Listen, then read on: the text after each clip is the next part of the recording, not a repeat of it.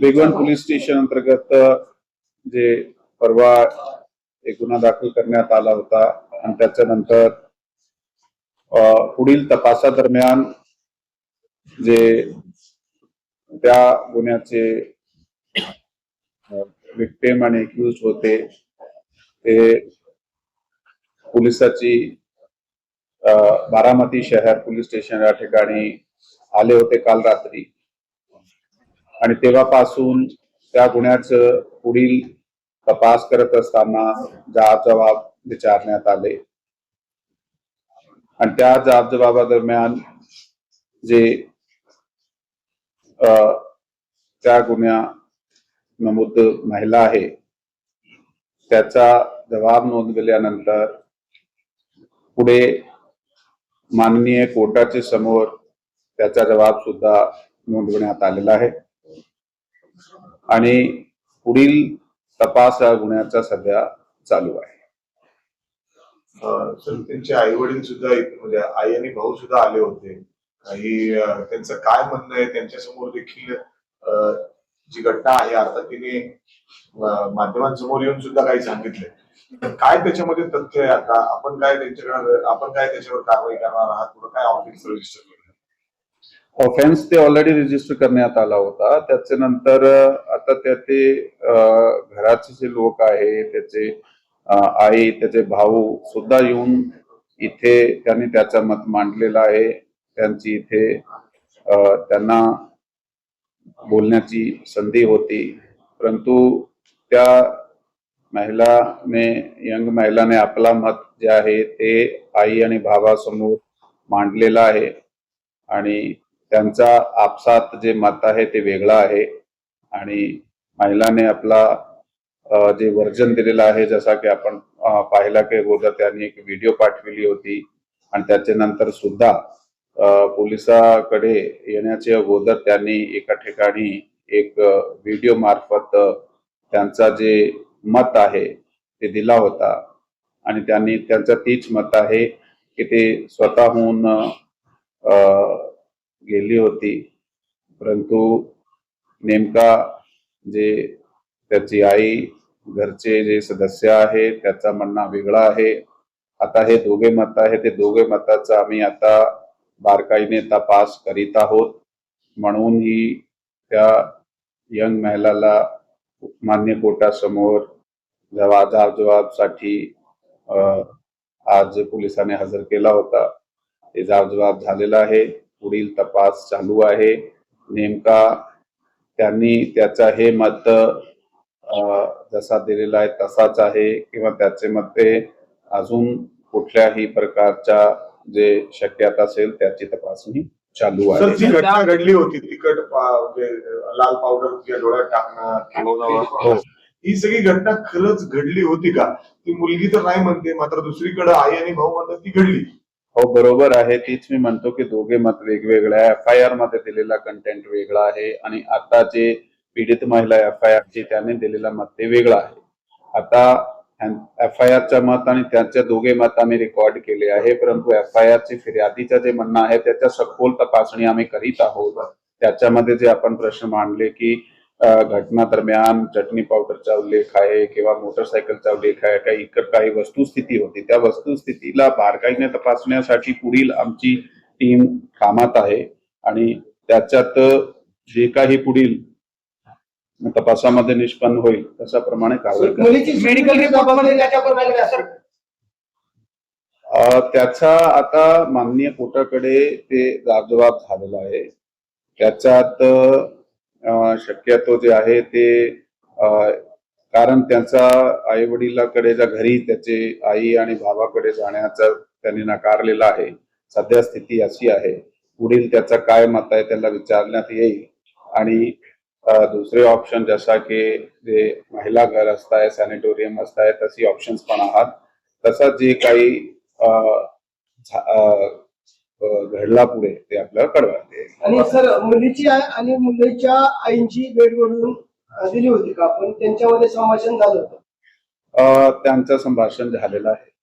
त्यांच्या आईने आरोप केलाय कोर्टाबाहेर की असं काही संभाषण झालेलं नाही आणि आम्हाला मुलीची भेट घेऊ दिलीच नाही पोलिसांनी. असं नाहीये. कारण कसं आहे की बघा, ह्याच्यात FIR दाखल झालेले आहे. FIR मध्ये एक फिर्यादी आहे आणि फिर्यादीला तपासामध्ये आयोला भेटणे, त्याच्यात काय घडलेलं आहे, तपास कुठपर्यंत झालेला आहे, त्याची माहिती घेण्याचा अधिकार आहे आणि तेवढा त्याची संधी तेवढी आम्ही त्यांना दिलेली आहे. सर जे तिकट जे डोळ्यात टाकण्यात आलं त्याच्या संदर्भात काय त्या मुलीसोबत काय या ठिकाणी आता होता, त्याचा स्टेटस काय, त्याच्या गुन्हेगारासंदर्भात काय पार्श्वभूमी आहे का, त्याचा पुढची रुलिंग काय असणार, कारण जो आहे FIR त्याची मुदत आहे. हो, तेच मी म्हणतो की FIR ऑलरेडी दाखल झालेली आहे. तो जो त्याच्यामध्ये एक्युजचं नाव आहे त्याच्या बाबत पुढील कारवाई, हे सगळे जे जाबजबाब आमचे चालू आहे त्याच्यानंतर पुढील योग्य कारवाई करण्यात सर, येईल. कोर्टाबाहेर आज आमदार राहुल कुल यांच्या विरोधात घोषणा दिल्या होत्या. खरंच आमदार कुल यांचं या प्रकरणामध्ये हात आहे? मी याबाबत कोणत्याही प्रकारचं कमेंट करू शकतो. मला याबाबत कोणत्याही प्रकारची माहिती प्राप्त नाहीये. आमचा जे तपास आहे ते प्युअर गोपनीय यंत्रणा, आमचे माहिती यंत्रणा, तकनिकी यंत्रावरून करण्यात आलेलं आहे. आता समक्ष जाबजबाब चालू आहे, त्याच्यात असा कुठल्याही प्रकारचा आमच्याकडे उल्लेख आलेला नाही. कायदा सुव्यवस्था योग्य ठिकाणी राहावं म्हणून आपण काय आवाहन करा? कायदा व सुव्यवस्था जी आहे प्रत्येक नागरिकाची जबाबदारी आहे. कोणत्याही समाज घटकाचा व्यक्ती असेल, त्या नागरिकाची समाजामध्ये, देशामध्ये कायदा व सुव्यवस्था मेंटेन करण्याची जबाबदारी आहे. त्यासाठी आवाहन आम्ही परवा सुद्धा केला होता आणि प्रत्येक समाजाचे घटकाने आणि प्रतिनिधी यांनी आम्हाला खूप सहकार्य सुद्धा केला आहे आणि आता पण सहकार्य करीत आहोत. कायदा व सुव्यवस्थेचा काय प्रश्न नाही. सर, मंगळवारी रात्री FIR दाखल झाली, आतापर्यंतच्या तपासात तुमच्या समोर काय आलेलं आहे? तुम्ही म्हणताय की दोन्ही बाजूचे म्हणणं सांगताय, पोलिसांच्या तपासात पुढे काय आहे? पोलिसाच्या पहिले 2 दिवसाचा जे तपास आहे त्या तपासामध्ये आम्ही ते शोध घेतल्यानंतर जे पुरावे आमच्याकडे, तकनिकी पुरावे किंवा जाबाजबाबाचे पुरावे आहे ते आम्ही कलेक्ट केलेले आहे. त्याच्यावर जे फायनल काय तयार होत आहे स्टेटमेंट, ते आम्ही सध्या सांगू शकत नाही. अजून ह्याच्यामध्ये पुढील तपास झाल्यानंतर आपल्याला अपडेट करण्यात. मुलीची आईने सांगितलं वारंवार जहीर बद्दल, त्याच्यावर आपण काय कारवाई केली का? कोणाबद्दल आपण विचारताय? आरोपीचे चुलते जे आहेत आदर्श वाळू माफी आहे असा आरोप करण्यात आला. बघा, त्यामध्ये जे आम्हाला ऑन पेपर ज्याचे विरोध देण्यात आलेला आहे त्याची चौकशी आम्ही सुरू केली. 2 व्हिडिओ आहेत. एका व्हिडिओ मध्ये पहिल्यांदा सांगितलं की जे 9 वर्षापूर्वी नंतरचा व्हिडिओ येतो ते 1 वर्षापूर्वी ते नातेवाईक आहेत तो बाहेर आरोप केलेला आहे की त्यांच्यावरती देखील गुन्हा दाखल. त्याच्याबाबत त्याची ट्रान्सक्रिप्ट तयार करून प्रत्येक व्हिडिओची त्याच्यावर बारकाईने तपास सुरू आहे आणि त्या तपासामधून जे निष्पन्न होईल ते आपल्या समोर कायदेशीर येईल. सर डोळ्यात जे तिकट टाकले त्याच्याबद्दलचा काय मेडिकल रिपोर्ट तुमच्याकडे आलाय का पाठवला? त्याच्यामध्ये? ते मेडिकल आम्ही करून घेतलं आहे आणि ते आता पुढील दरम्यान आम्ही आपल्या समोर एक्सपोज करू. निष्पन्न काय झालं? ते मेडिकल रिपोर्ट माझ्या समोर आल्यानंतर मी आपल्याला काही update सूत्र सांगतायत की या संदर्भात तिकट डोळ्यात टाकलेलं report- पण हे तपासाचा मुद्दा आहे ना, ते तपास चालू आहे. अजून हे आता आलेले आहे. त्याचा पुढील तपास घटनास्थळ झालेला आहे ऑलरेडी, ह्याचे जबाब झालेले आहे. आता पुढे कुठून आणला, काय झाला, काय नाही होता, त्याचा आम्ही तपासादरम्यान निष्पन्न करून आपल्याला तुमच्याकडे आता तपासामध्ये जो आरोपी आहे तो साधारणतः रात्री 1-1:30च्या दरम्यान तुमच्याकडे आलेला. आता त्याचं स्टेटस काय, त्याला तुम्ही ताब्यात घेतली, अटक घेतली, नेमकं काय केलं त्या संदर्भात? यामध्ये जो आमच्याकडे आलेले आहे त्याची पण चौकशी सुरू आहे. त्या चौकशी आता सुरू आहे. ताब्यात घेतले कशा अटक केली सर? चौकशी गुन्ह्याच्या दरम्यान FIR मध्ये नाव आहे म्हणून त्याची चौकशी करणे गरजेची आहे. तपासात ती चौकशी चालू आहे. आरोपीला कोर्टात वगैरे हजर केलं? नाही. ओके. जो भी घटना घटी है, आज कल रात को ये और जो तुम लड़की की तो पुलिस स्टेशन में खुद आ गई, क्या सामने आया इस केस में? देखिए, इस केस में अभी तक ये निष्पन्न हुआ है कि वो जो पीड़िता है, जिसका FIR में पीड़िता के तौर पे नाम दिया गया है। पीड़िता का वर्जन अलग है, एफआईआर का वर्जन अलग है, ये दोनों वर्जन अभी हमारे सामने हैं।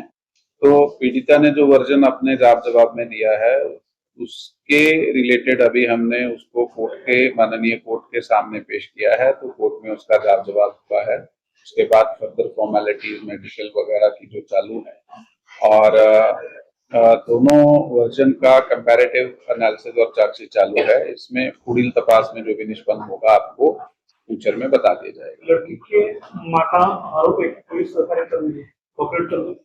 उनको दोनों को मिलने नहीं दिया, ऐसा आरोप किया है उन्होंने। देखिए हम अपना तपास जो है वो कायदेशीर और प्रमाणिक पद्धति से कर रहे हैं। जब फाइनल तपास हो जाएगा तो उसके सब डॉक्यूमेंट भी पब्लिक ही हो जाने आपके सामने। सर दोनों को टाइम दिया गया था मिलने के लिए, परिवार वालों को और लड़की को। देखिए जो फिरियादी रहता है, फिरियादी आईओ से मिल सकता है, आईओ से वो इंफॉर्मेशन ले सकता है। तो जितना फिरियादी का अधिकार है उतने अधिकार एक्सरसाइज करने के लिए इस केस में जो दूसरा आरोपी है लड़का जो लड़की के साथ आया अभी वो कहाँ है? पुलिस कस्टडी में है? यस उसकी चौकसी चल